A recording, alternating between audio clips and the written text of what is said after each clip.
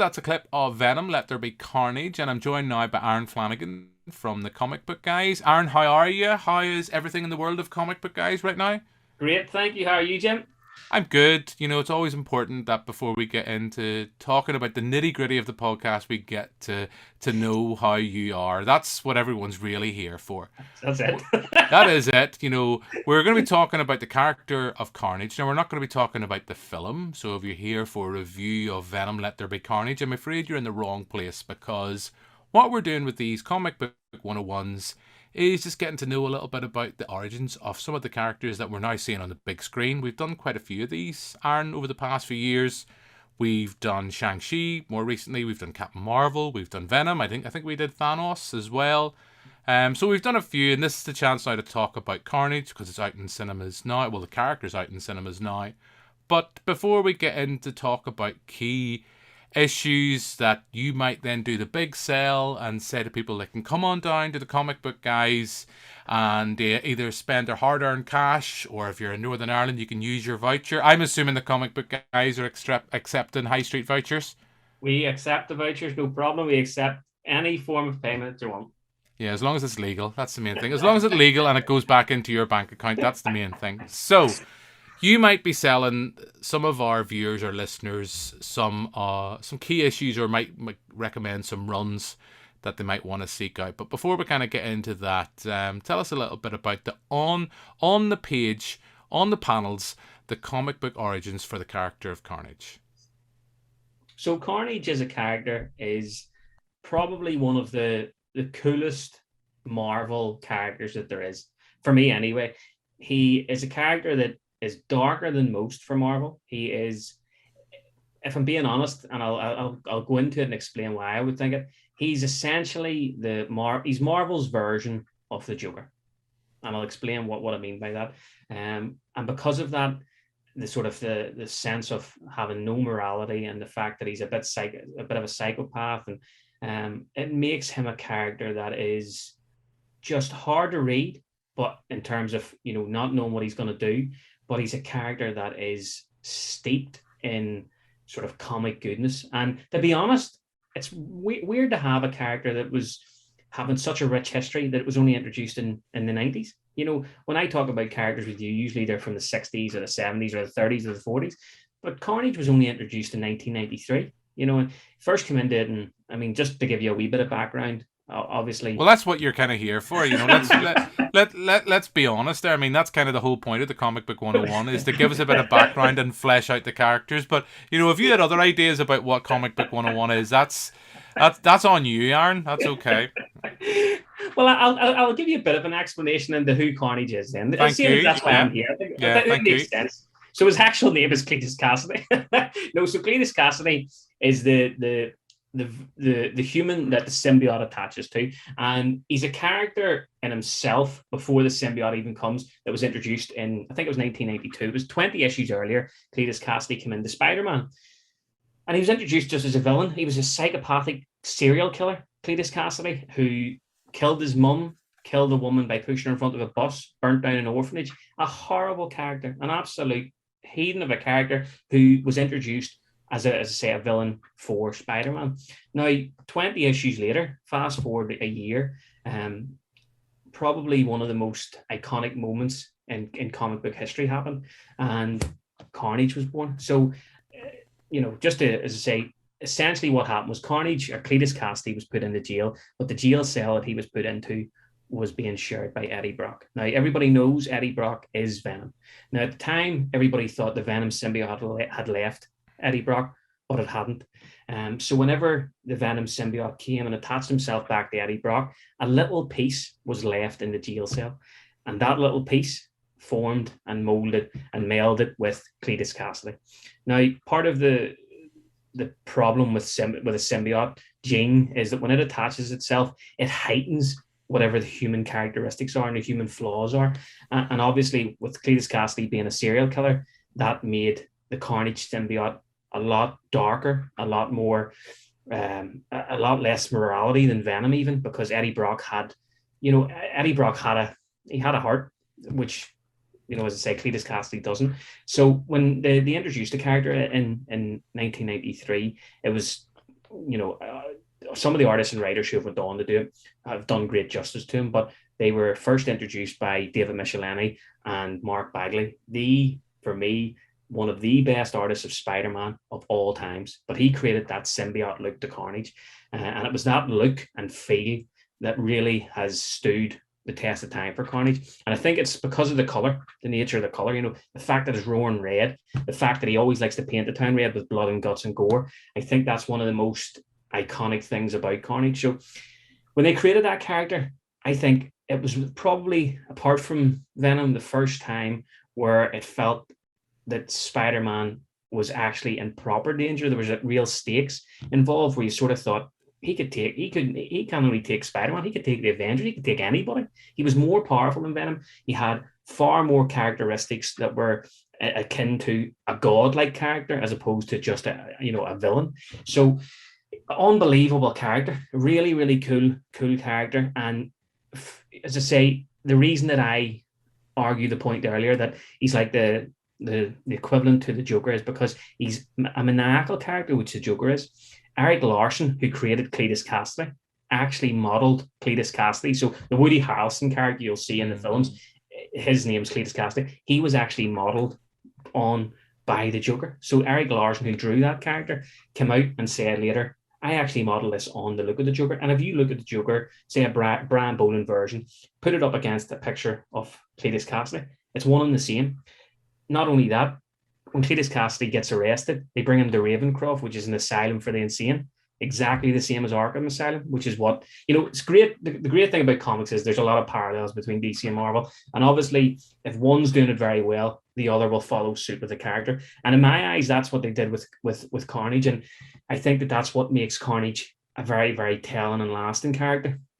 Because, as I say, he's a character that people seemingly just want to see more of. And over the years, they've introduced him and reintroduced him and given different bodies and different forms, but they always come back to Cletus Kasady. So there's something about that bond that is, well, it's unbreakable for a symbiote. So, it's a phenomenal character and one of my all-time favorites. So that's why I was delighted when you said about coming on to talk about Carnage, because I could talk all night about him. Well, we don't have all night. We've got about 20 minutes. Let's be honest there. But I just wanted to push on that because I think we mentioned when we did the Venom Comic Book 101, we talked about the fact that the symbiote jumped from host to host. But a bit like Venom, it always comes back to Eddie Brock. I think when you think of Venom, you think of Eddie Brock, and you think of Carnage, you think of Cletus Kasady. So I know I can think of one in particular more recently with Spider-Man, and I think I'm going to get right. The Red Goblin character I thought was kind of a nice idea. You might want to kind of elaborate on that. But I mean, what have been some of the notable kind of non-Cletus Kasady hosts for the Carnage symbiote? Well, there's been a few actually. There's been quite a few, but as I say, they keep coming back to Cletus. But what happened was the Sentry, who is another character, he's essentially the Superman version of the Marvel Universe. The Sentry takes Cletus Kasady up to space in the symbiote and pretty much rips him in half, completely rips him in half, rips his legs off, tears him to shreds, and throws him into the void of space. And at that point, Cletus Kasady is presumed dead. So the symbiote obviously needs to attach itself to something, to somebody else or to something else. So it goes through a transitional phase of, he attaches himself. There's loads. Ben Reilly, who's obviously one of the Spider-Men, is a clone of Peter Parker. Attaches him to him for a while, but because Ben Reilly has the wherewithal and the power to really push it out, there's a part of the reason that the symbiotes work is because once they're infested into the body, they only can leave if your body and mind is strong enough to get rid of it. Obviously, Cletus Kasady never wanted to get rid of it. Eddie Brock couldn't because Eddie Brock had cancer, and if he got rid of it, he knew he would die. So there's reasons why some of the symbiotes keep the symbiote. But so Ben Reilly was able to exude it and get rid of it. After Ben Reilly, it then went to, as you quite rightly said, Norman Osborn actually he mixed it with. It was a weird mix. Him and the Green Goblin essentially mixed for a while, and they became the Red Goblin. But again, it didn't last for too long. It was a great wee 5-part storyline. It's one of the recommended reads actually if you are looking for a Carnage story that's quite modern. But again, the part of the reason is I don't want to spoil why, but Norman Osborn has to get rid of the the Red Goblin side of things, and he does that for a specific reason. But the coolest, I mean, I suppose it was only for 2 or 3 issues it happened, but the coolest version that of Carnage that he's linked on with somebody else, or it's linked on with somebody else, was there was a two or three issue run in the late 90s, early 2000s of Spider-Man, where he links up with a Silver Surfer. And, you know, Silver Surfer is a Herald of Galactus, who's one of the most powerful beings that there is. The Carnage is already one of the most powerful beings there is. So the fact when them two match, he becomes the cosmic Carnage, which is a class name actually. And the artwork for it is unreal. Again, it was Mark Bagley drew it. So it's got that, you know, the whole Silver Surfer look, but all completely in red, and it just looks class. Again, it's another nice match. But then over the years, say Ben Reilly had it, Eddie Brock took the Carnage link for a while. It's been linked on with Deadpool. He's been on with everybody, to be fair. But the fact that he's attached to so many people, but always came back to Cletus Cassidy, it proves that they know that Cletus Cassidy is where the symbiote for Carnage works best. And, you know, they've killed off a lot of characters in Marvel over the years, but that's one character that they, even when you think that he's supposed to be dead, or when all odds are against him, whether he gets ripped up into the void of space, whether he gets taken over by one of there's a whole bunch of symbiotes that apparently, you know, they rip up Carnage, but he still always comes back. So, you know, for me, Cletus Cassidy is and always will be the Carnage. There's been other imitations and other versions of it, but he is the one that really sort of imbues what Carnage is and who Carnage is.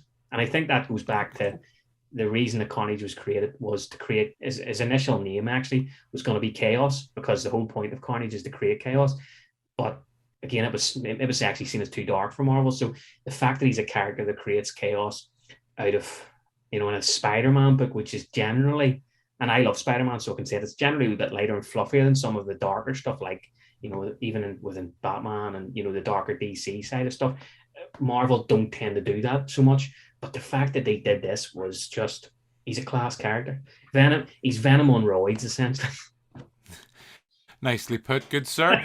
If I could then come back, this is the point where we get shameless and we kind of say, so this is the point where kind of, well, two-hander. So if anyone's watching this or listening to this and they maybe have a couple of old runs sitting around the house and they say, oh, I've got a couple of issues with Carnage. For you as a comic book store, what would you love, and I know I always say this, but what would you love for someone to just come walking in tomorrow morning, and after you'd say to them, are you here to spend your high street voucher? No, mate, no.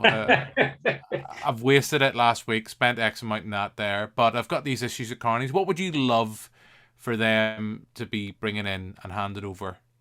And I suppose more importantly for them, like, what would they potentially, and I know that's always potentially, be looking to maybe sell it for?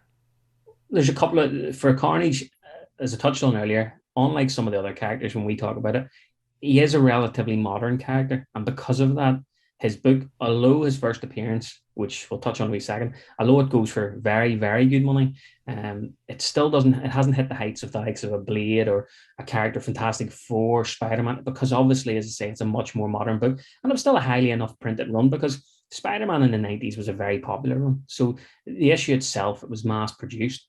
And because of the team that was on it, you know, David Michelinie and Mark Bagley, it had a hell of a fan base. So it was always going to be a relatively popular book at the time. And even before that, it was Eric Larson drawn, who again drawn Savage Dragon. And, you know, he had a massive following. So it was a run that was always going to be pretty popular. So because of that, the books, it's not easy to come by any stretch, but if somebody's gone through their collection and they find an Amazing Spider-Man issue 361, that's the one that everybody sort of wants for Carnage. So that's the first appearance of Carnage as the symbiote. There is issue 344 is the first appearance of Cletus Cassidy, but not as Carnage. That's just the first appearance of him in comics. So there's a bit of dispute as to what's the issue that people want. As a Carnage fan, you want 361, because that's when Carnage is introduced. You know, if you love Cletus Cassidy as a character who becomes Carnage, of course 344, but 344 is a relatively inexpensive book, you know, in the grand scheme of things. It's maybe anywhere between £30 to £200, depending on condition and grade and things like that. Whereas Amazing Spider-Man 361, First Carnage, that's the type of book that you could be looking anywhere between, again, conditions everything, as you know, I always say, Jim, but anywhere between sort of 200 to sort of £2,000 in varying states of undress. But again, it's a book that will only continue to rise. The film has already, I've seen a massive incline, a rise in the book. It will drop a little bit, but it'll stabilize out at a good few £100 upwards raw, and then graded, obviously, as I say, it can go up to a couple of £1,000 in the high grades. But it's a book that I think now it's very, very popular because obviously the film has been released. But it's a book that I can't really call it now, but it's one that a couple of years ago would have called a sleeper book, because in terms of the collectability, in 10, 15 years from now, that's a book that will be hard enough to come by, because in 10 years from now, it's going to be a book that's 40 or 50 years old, just with the way that it's the way time works. It's just, it gets older. So in 10 years from now, it's a book like Venom is now. Issue 300 of Amazing Spider-Man is a book that's hot property. It's an £800 to £4,000 book. So if I had it in my collection, saying if anybody does have it there, now is not the time. I wouldn't necessarily think about selling it now. Maybe hold on to it for a wee while longer. And I do think that you'll see substantial gains in the next sort of 5 to 10 years. Would now be the time, just kind of reading between the lines, Aaron, there, but now the time you'd think about maybe getting it graded, and kind of the way that you have, I've seen in the store, isn't it CCG? CGC, I'm getting it wrong.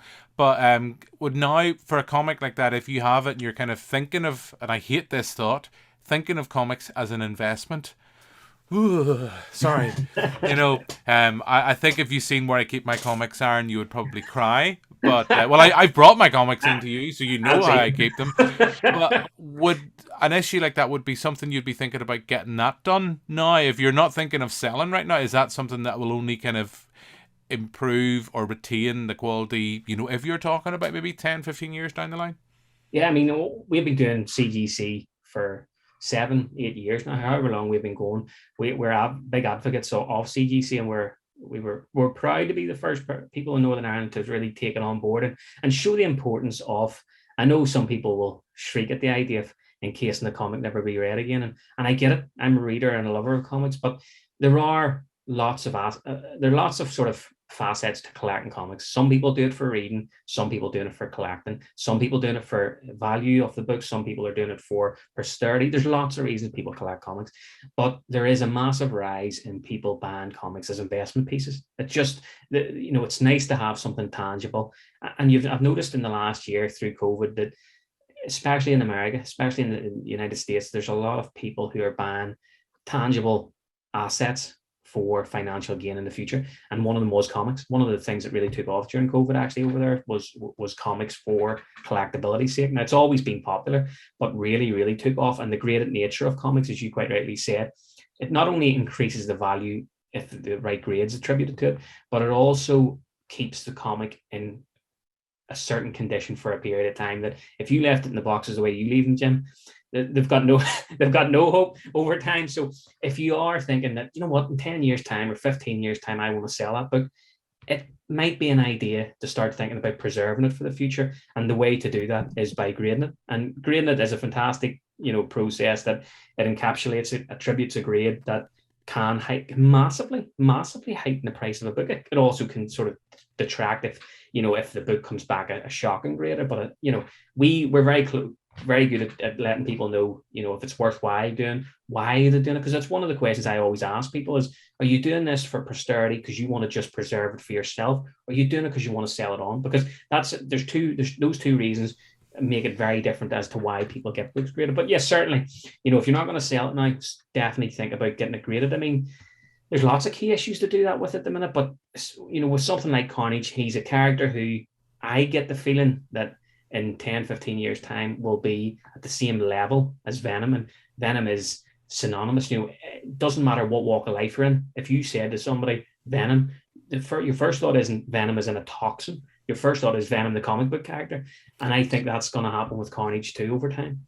Well, it depends. If you're out in the middle of the Australian outback or something like that, and someone mentions Venom, I'll probably think more of the first there than the latter. But we'll not go down. We'll not pull on that thread. But look, let's move away. Let's move away as quickly as we can of the thought of comics as investment. Comics are for pleasure. Comics are for reading, and we enjoy the artwork. I know I certainly do. So, what would be the runs?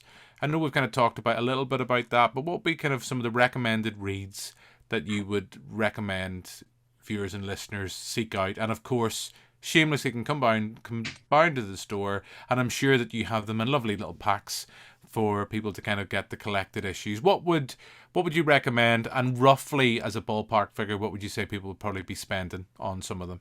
The good thing about Carnage, unlike some of the other characters when we've done them, is there is a massive, a humongous wealth of great back issues to go into delve into, because his origin and because his sort of base is so vast. There's such a great plethora of books actually to go back and read through. So the most notable one that everybody talks about or wants is Maximum Carnage. Maximum Carnage, it covered, I think it was 14 issues, 16 issues, whatever it was, over the Amazing Spider-Man book, but it crossed over every title at the time. So Web of Spider-Man had an issue, Amazing Spider-Man had an issue, just crossed over the whole of the Spider-Man genre. And it's the most notable because that is where the term, I think I used it earlier, but it is where the term Paint the Town Red comes from, because in that, Carnage goes berserk, pretty much goes on a killing spree through New York, and it's down to Spider-Man to really stop Carnage. But because of how high the stakes are, he has to team up with Venom, which is class. So Spider-Man and Venom team up, but the Avengers join in. Everybody joins in to try to stop Carnage because, it's pure chaos, as I say. So it's the most notable one, and probably one of the best comic stories in one of my favorite comic stories ever. It's just class. There's loads of other good Carnage stories, but one that people, it's not plugging, that you can get it in the shop, but one of the most sort of recognizable and noticeable runs that people have been picking up recently in the shop, that we have, and it's one that we do, sells very well for us, is Absolute Carnage. So it came out tail end it was last year, came out the year before last, and it's sort of, the focus is all about Carnage, Venom, Dylan, all the symbiotes, but it all revolves around Carnage and Null, the god of the symbiotes. And it really does go into, after Carnage is presumed dead from earlier issues, this is really him coming back into the comic fray. And because of that, this sort of bringing him back to the forefront of comics was massive. And the guy who was writing it, Donny Cates at the time, he has a cult following of his own. He is humongous. So that team mixed with that character just made that run explosive. And because they had earlier done a Venom run with the god of symbiotes and stuff, the story just had so much legs that it was probably one of our best selling comics of, I think it was 2018, 2019, and it's one that continues to sell very well, especially with the release of the film. It's a great place to delve into. It's only a 5-part series. There is lots of offshoots if you want to really get into it, but it's a fantastic place to sort of delve into. And there's a great wee one shot of it, the ruins of Ravencroft, and it's all about Cletus Cassidy and stuff, and it's just pure class. So it's a run that I would recommend. It's a run you can pick up. It's in graphic form or in single issue form. The graphic, I think, runs for about 17 quid, 15, 17 quid. The single issues are a wee bit dear because of the collectability of them now. I think they're 40 quid. But it is crack and run. The Maximum Carnage, because it is a bit older, it's a bit harder to come by. So the trade of that we do bring in. But there's other great stories, There's Deadpool Carnage crossovers, which was a bit of fun. The Venom verse Carnage story is, again, it's became one of the most famous Carnage stories because in it, Carnage has an offspring. Because obviously, Venom's offspring is Carnage. Carnage has an offspring called Toxin, and Toxin is linked up with a policeman called Patrick Mulligan, and Toxin becomes one of the strongest symbiotes that there is. So because that all happens in that Venomverse Carnage story, it's one that over the years has become a run that really people are drawn to for Carnage. So there's some cracking runs, and it seems that every single Carnage run, in fact, just talking about every Carnage run, that doesn't seem, every single Carnage run is not, they're hard to come, they're hard enough to come by in a sense that they always have something key about them. There's always something big happens in them that has long-lasting effects on the Marvel universe. And I think that's, for a character who was only introduced in the 90s, says a lot about the much weight that Marvel put behind him. So there is, as I say, maximum Carnage, Venomverse Carnage, or absolute Carnage. You couldn't go far wrong with them. And again, they're issues that we would have for you to come and check out for sure. But yeah, those are the ones I would recommend for sure.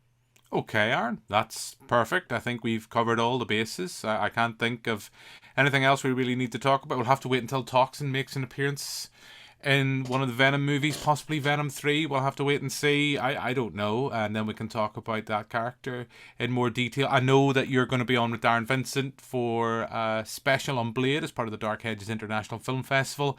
And then we'll probably get you back with Muggins here to talk about the Eternals, because that's out in November. And again, that's a set of characters I know very little about, so I'm looking forward to that Comic Book 101.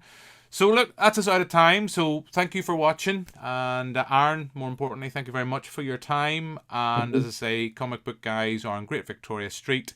And if you go in and you make your purchase, just say it's on the basis of watching this, and that's all. Because Aaron said he'd give you like a 5 or 10% discount. I don't know. That's what he promised anyway before we started to record. But anyway, on that note, Aaron Flanagan, thank you very much. Thank you.